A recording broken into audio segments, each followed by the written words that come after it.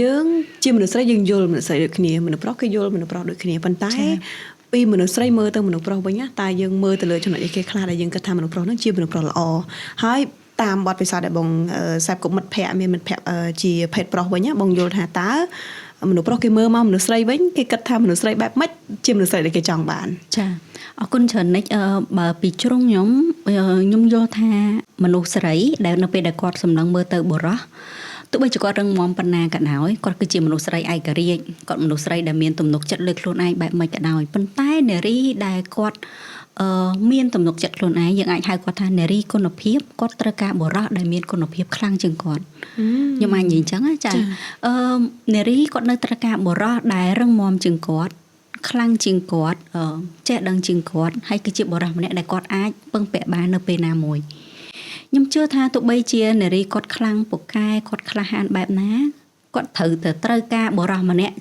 ជាបង្អែករបស់គាត់អញ្ចឹងជាទីប្រឹក្សាផ្ដល់គំនិតឲ្យគាត់ជាបរិមម្នាក់ដែលអាចដឹកនាំគាត់បានខ្ញុំគិតថាគាត់អាចខ្លាំងប៉ាកែនៅកន្លែងធ្វើការនៅកន្លែងរស់ស៊ីប៉ុន្តែនៅពេលដែលគាត់មកជួបនឹងបរិមម្នាក់ដែលជាទីស្រឡាញ់របស់គាត់ក៏ចង់ឲ្យខ្លួនគាត់ខ្លាយទៅជា princess ដែលខ្លាយទៅជាពនាងតូចខ្លាយទៅជាកូនក្មេងដែលទទួលបានការថ្នាក់ថ្នមយកចិត្តទុកដាក់វាជាសារជាតិពីធម្មជាតិរបស់មនុស្សស្រីចាមនុស្សស្រីមិនអាចខ្លាំងរហូតទេប្រសិនបើនៅកន្លែងដែលសម្រាប់ឯកជនភាពសម្រាប់អ្នកដែលជាទីស្រឡាញ់ទាំងមនុស្សប្រុសទាំងមនុស្សស្រីតែពីរអ្នកយើងនៅជាមួយគ្នាហើយនារីនៅតែសំដែងអាការៈខ្លាំងដឹកនាំតដែរខ្ញុំគិតថាបុរសនោះប្រហែលជាគុណភាពហ្នឹងវាអត់ទាន់ស៊ីគ្នាជាមួយនឹងនារីទេចាមនុស្សប្រុសមើលមកមនុស្សស្រីវិញខ្ញុំគិតថាបើសិនជាបុរសគាត់សម្លឹងមើលមនុស្សស្រីដែលគួរឲ្យស្រឡាញ់វិញខ្ញុំគិតថាគាត់មានទីមួយបុរសដែលគាត់គុណភាពគាត់នឹងសម្លឹងមើលនារីដែលមានគុណភាពដូចគ្នាហើយគុណភាពហ្នឹងគាត់នឹងអាចផ្ដោតទីមួយគឺអត្តចរិតបុរសគឺគាត់មើលទៅលើអត្តចរិតនារីទី1ចាហើយខ្ញុំគិតថាសម្រស់ធម្មតាវាជាចំណាប់អារម្មណ៍ដំបូងប៉ុន្តែអ្វីដែលចងចិត្តបុរសគុណភាពបានគឺអត្តចរិតនឹងឯងបានន័យថាគាត់មានអត្តចរិតល្អមានសិលធម៌ចេះគោរពយកចិត្តទុកដាក់គ្រប់អ្នកដទៃអញ្ចឹងទៅចាហើយចំណុចបន្ទាប់ទៀតនារីដែលអាចចងចិត្តបុរសបានណានិយាយស្ដីព្រោះចាគាត់បង្ហាញពីសម្លេងរបស់គាត់សម្ដីសម្ដៅរបស់គាត់ប្រកបដោយការគោរព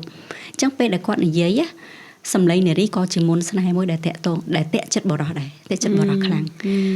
ចំណុចមួយទៀតខ្ញុំអាចឲ្យថាជាគុណតម្លៃនៃនារីគុណភាពគឺគាត់មានសមត្ថភាពមិនថាសមត្ថភាពគាត់ធ្វើការគាត់រកស៊ីឬមួយក៏គាត់ជាមេផ្ទះហ្នឹងប៉ុន្តែគាត់មានសមត្ថភាពអីមួយគាត់ម្ចាស់ការខ្ញុំគិតថាបរិះនៅពេលបច្ចុប្បន្នបរិះគុណភាពគាត់ចង់បាននារីដែលម្ចាស់ការប៉ុន្តែមានភាពទន់ភ្លន់អញ្ចឹងអាភាពទន់ភ្លន់សម្ដីពីរោះហ្នឹងហើយគឺជាមុនស្នេហ៍ដែលបរិះចង់បានខ្ញុំគិតថាបរិះជាច្រើនគឺគាត់ត្រូវការនារីដែលមានអាភាពទន់ភ្លន់ហ្នឹងឯងនិយាយស្ដីព្រោះហ្នឹងឯងខ្ញុំគិតថាវាជាមុនស្នេហ៍មួយដែលធ្វើឲ្យបរិះហ្នឹងគាត់ចងចិត្តគាត់បានណាហើយនារីភាគច្រើនគាត់ចេះវិញគាត់ភ្លេចខ្លួនជាពិសេសនារីនៅពេលបច្ចុប្បន្នអញ្ចឹងបើសិនបើខ្ញុំធ្លាប់សាកល្បងសួរសំណួរតែមួយឯងសួរទៅកាន់បរិះហើយនឹងសួរទៅកាន់នារីសួរថាតើអ្វីគឺជាមុនស្នេហ៍របស់មនុស្សស្រីនារីគាត់ឆ្លើយថាមុនស្នេហ៍របស់មនុស្សស្រីគឺមានសមត្ថភាពក្លាហានមានទំនុកចិត្តអញ្ចឹងទៅខណៈពេលដែលសំណួរដដែលហ្នឹងត្រូវបានឆ្លើយដោយបរិះថាគាត់ទន់ភ្លន់និយាយព្រោះហើយនឹងគួរឲ្យស្រឡាញ់បានថាគាត់ស្រស់ស្អាតគួរឲ្យស្រឡាញ់អញ្ចឹងបានថាហ្នឹងគឺការគិតខុសគ្នាចាអញ្ចឹងធ្វើឲ្យនារីនៅពេលបច្ចុប្បន្នគាត់ពង្រឹងធ្វើឲ្យខ្លួនឯងខ្លាំងរឹងមាំហ្នឹងគាត់បាត់អោតកតាពីធម្មជាតិដែលគាត់ត្រូវតែទន់ភ្លន់ត្រូវតែគួរឲ្យស្រឡាញ់ត្រូវតែនិយាយព្រោះហ្នឹងឯងចារឿងមួយដែលខ្ញុំកត់សម្គាល់ឃើញដែរហើយខ្ញុំបានអានសភៅមួយក្បាលនៅក្នុងសភៅហ្នឹងគេបាននិយាយពីចំណុចខុសគ្នារវាងមនុស្សប្រុសនិងមនុស្សស្រីមួយដែលគេថាមនុស្សស្រីគឺមាន EQ EQ គឺ emotional intelligence ហើយនឹងមនុស្សប្រុសគឺ IQ អញ្ចឹងពីរហ្នឹងគឺខុសគ្នាមនុស្សស្រីតែគាត់មានគាត់ផ្ដោតគាត់ធ្វើរឿងអីក៏ដោយគាត់ផ្ដោតសំខាន់ទៅលើ emotional របស់គាត់ទៅលើអារម្មណ៍របស់គាត់អញ្ចឹងគាត់ត្រូវការ comfort គាត់ត្រូវការថ្នាក់ថ្នមគាត់ត្រូវការលួងលោមត្រូវការឲ្យមនុស្សដែលគាត់ស្រឡាញ់ហ្នឹងនិយាយមកកាន់គាត់និយាយពាក្យថាស្រឡាញ់សឹងថាមួយថ្ងៃ10ដងក៏បានអាហ្នឹងតម្រូវការរបស់មនុស្សស្រីបងតែមនុស្សប្រុសវិញគាត់អត់ឃើញចំណុចហ្នឹងឯងគាត់មើលឃើញ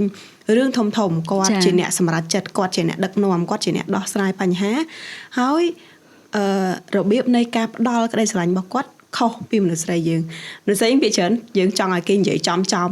ស្រឡាញ់ខ្ញុំអត់ហើយសួរគេរហូតស្រឡាញ់ខ្ញុំអត់ស្រឡាញ់អូនអត់នៅស្រឡាញ់អូនអត់មានអីខុសប្លែកតែបន្តិចឈប់ស្រឡាញ់អូនហើយមែនយើងអាសាឃើញស្រីគាត់និយាយអញ្ចឹងហើយចំណុចមួយទៀតដែលគាត់លើកឡើងជាឧទាហរណ៍នៅក្នុងសភៅនឹងដែរគាត់ថាភាគច្រើននៅក្នុងតំណែងមួយដែលបរិះហើយនឹងនារីនឹងច្រើនតែមានបញ្ហាបង្កចំនួនជាមួយគ្នាគឺនារីគាត់ត្រូវការ comfort ផ្នែកអារម្មណ៍នៅពេលដែលគាត់មានបញ្ហាណាមួយគាត់និយាយប្រាប់ទៅបរិះមិនមែនគាត់ចង់ឲ្យបរិះផ្ដល់ដំណោះស្រាយឲ្យទេប៉ុន្តែគាត់ចង់ឲ្យបរិះនឹងស្ដាប់ដោយការយកចិត្តទុកដាក់គាត់ចង់បានដៃគូមួយដែល support គាត់ហើយការ support នេះការគ្រប់គ្រងនេះមកគ្រប់ទម្រង់នៅពេលដែលមនុស្សស្រីគាត់និយាយទៅកាន់មនុស្សប្រុសគឺក្នុងន័យថាឲ្យគាត់ស្ដាប់ហើយគាត់យល់កុំ judge កុំវិនិច្ឆ័យថាជំរឿសឬក៏រឿងដែលមនុស្សស្រីគាត់ធ្វើនឹងខុសឬក៏ក្នុងកម្រិតណាមួយប៉ុន្តែគាត់ទទួលស្ដាប់ពេលខ្លះយើងចង់បានដំណោះស្រាយតែពេលខ្លះយើងគ្រាន់តែចង់បានគេឲ្យស្ដាប់ទេអញ្ចឹងនៅពេលដែលបែបហ្នឹងមនុស្សស្រីគាត់និយាយទៅកាន់មនុស្សប្រុសដើម្បីចង់ឲ្យមនុស្សប្រុសស្ដាប់តែមនុស្សប្រុសគាត់ឲ្យដំណោះស្រាយយូរទៅមនុស្សប្រុសគាត់គិតថាគាត់ឲ្យដំណោះស្រាយតែមនុស្សស្រីដៃគូរបស់គាត់អត់បានយកដំណោះស្រាយហ្នឹងទៅអនុវត្តទេអញ្ចឹងគាត់គិតថាដៃគូគាត់អត់បានappreciate ជាមួយនឹងដំណោះស្រាយដែលគាត់បានឲ្យដល់ពេលខាងស្រីគាត់គិតថាអាហ្នឹងមិនមែនតែគាត់ចង់បានទេគាត់ចង់ឲ្យស្ដាប់អញ្ចឹងគាត់និយាយក្នុងសភៅថាអាហ្នឹងតែគាត់ឃើញច្រើននៅក្នុងទំនាក់ទំនងស្នេហាហើយជារឿយវាបង្កើតទៅជាចំនួនជាការពិតចាខ្ញុំគ្រប់ត្រអីដែលនិចលើកឡើងមកទាំងអស់ហើយហ្នឹងគឺឃើញមានបញ្ហាច្រើនអញ្ចឹងហើយបានជាទំនាក់ទំនងយើងចង់ឲ្យល្អសំខាន់បំផុតគឺការដែលយើងទៅចែកគ្នានឹងឯងអញ្ចឹងបើសិនបើយើងជាដៃគូស្នេហាជាមួយគ្នាខ្ញុំពិតជាគ្រប់ត្រនៅក្នុងការដែលរបៀបដែលយើងនិយាយគ្នាត្រង់បើសិនបើយើងអាចនឹងមានពេលចំណាយពេលជាមួយគ្នាជាសង្សារជាគូស្នេហ៍ស្វែងយល់ពីគ្នាទៅវិញទៅមកអញ្ចឹងបើសិនបើបទពិសោធន៍របស់ខ្ញុំគិតថាខ្ញុំនិយាយគ្នាត្រង់ហ្មងនៅពេលដែលយើងនិយាយគ្នាត្រង់យើងនិយាយជាមួយនឹងអ្នកដែលយើងស្រឡាញ់តាពួកយើងចាប់ផ្ដើមដល់យើងនិយាយគ្នាត្រង់ថាបើសិនបើពេលដែលខ្ញុំខឹងបងត្រូវធ្វើម៉េចនៅពេលដែលបងខឹងបងត្រូវធ្វើម៉េចយើងប្រាប់ពីផ្លូវចិត្តគ្នាទៅវិញទៅមកចាត្រង់ចំណុចហ្នឹងមួយនៅពេលដែលយើងបើកចំហយើងនិយាយដោយបើកចំហដែលអត់មានការលាក់បាំងចាំឲ្យគេទីទឹកចិត្តយើងក៏មិនចឹងមិនថាហ្នឹងយើងកំពុងតែបកកចំនួនហើយយើងចេះគិតថាម៉េចបងអត់យល់ចិត្តខ្ញុំម៉េចធ្វើអីមួយចាំបាច់តទៅខ្ញុំប្រាប់អញ្ចឹងតទៅយើងដឹងអាភាពខុសគ្នានឹងឯងអញ្ចឹងនារីគុណភាពគាត់យល់ត្រង់ហ្នឹងហើយបរិះគុណភាពក៏គាត់យល់ថានារីគាត់ចង់បានឯដូចនិចលើកឡើងមកអញ្ចឹងដើម្បីឲ្យអភិវឌ្ឍខ្លួនឯងដើម្បីឲ្យយើងខ្លាយទៅជានារីម្នាក់ដែលមានគុណភាពយើងត្រូវស្វែងយល់ពីបរិះដែរ